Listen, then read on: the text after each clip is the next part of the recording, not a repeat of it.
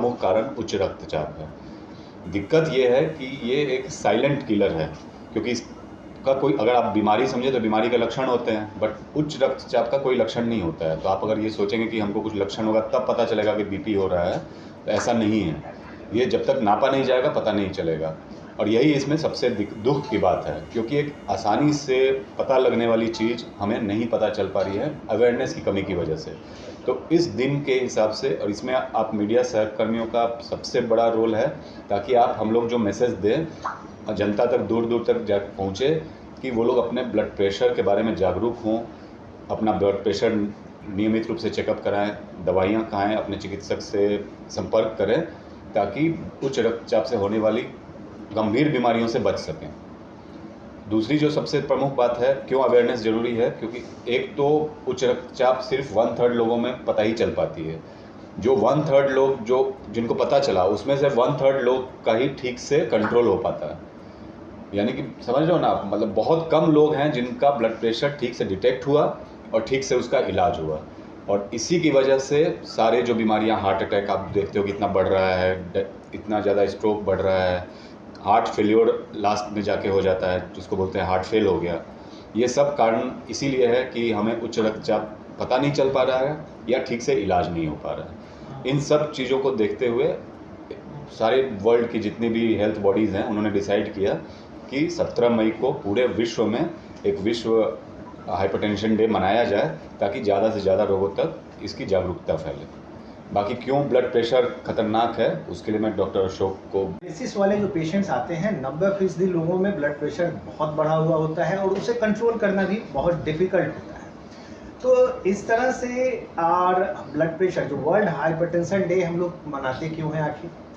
इसमें जब तक आप ब्लड प्रेशर की जांच नहीं कराएंगे, आपको पता नहीं चलेगा कि ब्लड प्रेशर है। और एक ब्लड प्रेशर ऐसी बीमारी है जिसको हम कंट्रोल कर सकते हैं। कंट्रोल करने का 2-3 चीज़ होता है। एक तो लाइफस्टाइल, नॉन फार्माकोलॉजिकल मेजर्स और फार्माकोलॉजिकल मेजर्स, ये 3 चीज़ है जिसके थ्रू हम लोग ब्लड प्रेशर को कंट्रोल कर सकते हैं। ब्लड प्रेशर में अगर हम अपना खान पान ठीक रखें, व्यायाम करें, नमक की मात्रा कम कर दें खाने में, शुगर बंद कर दें खाने में, और नियमित 150 मिनट सप्ताह में हम अगर एक्सरसाइज करते हैं, डिफरेंट सॉर्ट ऑफ एक्सरसाइज करना ज़्यादा अच्छा होता है। मना रहे हैं, और सुबह भी हम लोगों ने जू में जाकर लोगों को जागरूक करने का काम किया है। वहाँ हम लोगों ने मॉर्निंग में वॉकाथॉन किया, और बाकी वहाँ जितने भी लोग थे उन सबको बताया कि ब्लड प्रेशर का नियमित जांच कराना बहुत ज़रूरी है। जब तक जांच आप नहीं कराएंगे, 80% लोगों को पता ही नहीं चलता है। वहाँ भी ऐसे बहुत लोग आए जिनका ब्लड प्रेशर काफ़ी बढ़ा हुआ हमें मिला, बट उन्होंने कभी जांच नहीं कराया था। वैसे ही 2-3 मरीज अभी लास्ट वीक हम लोगों ने अपने हॉस्पिटल में रिसीव किया, जिनका ब्लड प्रेशर बहुत बढ़ा हुआ था और अचानक से ब्रेन में उन्हें कुछ हो गया। या तो कुछ लोग ऐसे आए जिनको इस्चीमिया हो गया, उसको इस्चेमिक स्ट्रोक कहते हैं, और किसी का नस फट गया जिसको हम लोग हेमरेजिक स्ट्रोक कहते हैं। ऐसे बहुत सारे मरीज हैं जिनको ब्लड प्रेशर लंबे समय से है, बट वो कभी इलाज नहीं कराया, न लाइफ स्टाइल मॉडिफिकेशन किया, स्ट्रेस वाली ज़िंदगी जी रहे हैं, और अचानक से रात में एक तरह का लकवा हो गया, बोलना बंद कर दिया और अस्पताल में आए। हमारे अस्पताल में वैसे बहुत मरीज आते हैं, उसके लिए हमारे यहाँ समुचित व्यवस्था भी है, न्यूरोसर्जन भी है, न्यूरोफिजिशियन भी है, और 24 घंटा हमारा स्ट्रोक का यूनिट चलता है। अभी हमारे हाइपरटेंशन डे का मेन मकसद यही है कि अवेयरनेस फैलाना, और बार बार हम लोग चेक करें ब्लड प्रेशर। जैसे कि सर लोग ने बताया कि time to time blood pressure अपना चेक करें। आज भी जैसे हम लोग ने जू में ऑलमोस्ट 150+ पेशेंट देखे। बहुत सारा जो एज ग्रुप ऑफ 40 के आसपास जो हेल्दी दिखने में लगते हैं, दुबले पतले दिखते हैं, लेकिन ब्लड प्रेशर उनका 160, 180 आइडेंटिफाई हुआ, जो पहली बार। तो मेन मकसद है कि उस टिप को हम लोग आइडेंटिफाई करें, जो ब्लड प्रेशर के अननोन पेशेंट्स हैं, जिनको कभी ब्लड प्रेशर देखा ही नहीं, और उसके बाद उसको प्रॉपर्ली डॉक्टर की सलाह लें और अपने लाइफस्टाइल को भी मॉडिफाई कर लें, जिसमें नमक, जैसे सर लोग ने बताया, एक्सरसाइज, अपने वजन पे कंट्रोल, ये सब चीज़ें, ये स्टेप्स उठाएं। सर एक और पेशेंट्स कुछ आते हैं सर, जो कि जिनको पता रहता है ब्लड प्रेशर है, और हम लोगों को नमक कम खाने की सलाह देते हैं, और वो कुछ दिन बाद आते हैं बिल्कुल ही नमक छोड़े हुए हैं। उसके बारे में सर नहीं कहूँगा, बट कम खाना चाहिए। जो एक रिकमेंडेशन है कि टोटल 5 ग्राम हमारे जो देश में 5 ग्राम टोटल सॉल्ट इंटेक होना चाहिए डेली।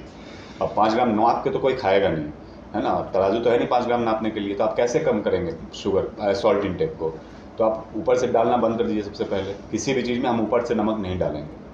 सिर्फ स्वाद के लिए हमारे यहाँ जो भी खाना बनता है, जिसमें दाल और सब्जी मेन है, अगर उसमें सिर्फ स्वादानुसार नमक डालेंगे तो वो 5 ग्राम हो जाएगा। बाकी जो नमक की ज़रूरत है वो बाकी जो आप भी खाते हैं हर चीज़ में थोड़ा बहुत सॉल्ट इंटेक होता है ना। ब्लड प्रेशर की वजह से उससे बचाने के लिए तो दवा दी जा रही है, ताकि हार्ट, जैसे शुरू में सब ने बताया कि heart brain damage, heart damage, kidney damage, इसका मेन कारण ब्लड प्रेशर है। उसको कंट्रोल करने के लिए दवा दी जा रही है, तो वो तो दवाइयाँ उसको बचाएंगी, दवाइयों से कुछ नहीं होता, ठीक है। और अगर दवाई शुरू हो गई है, आप चिकित्सक सलाह में रहिए। अगर चिकित्सक को लगेगा कि आपको बीपी की दवा की ज़रूरत नहीं है तो वो खुद डोज को कम करेंगे या बंद करेंगे। खुद से एक्सपेरिमेंट नहीं करना है, ये बिल्कुल इम्पॉर्टेंट है। और ये इस डर में नहीं रहना कि मुझे ज़िंदगी भर दवा खानी पड़ेगी। अगर खानी भी पड़ रही है तो उसके बारे में कोई परेशानी, उससे आपको फ़ायदा होगा, क्योंकि वो जो बीपी कम हो रहा है वो आपकी उम्र को बढ़ाएगा, है ना। अगर बीपी आपका कंट्रोल है, आज की डेट में अगर 10 मिलीमीटर मरकरी हम लोग कम करते हैं तो 2 साल उम्र बढ़ जाती है, ठीक है ना। तो लगातार दवा जब खाएंगे तो हमारी उम्र बढ़ेगी, ठीक है। तो यही सलाह देनी है सबको कि दवाइयाँ खाएं, दवाइयों से ना डरें, इसमें कोई साइड इफ़ेक्ट नहीं है। दवाई में कोई भी चेंज करना है या बंद करना है तो चिकित्सक सलाह से ही करें।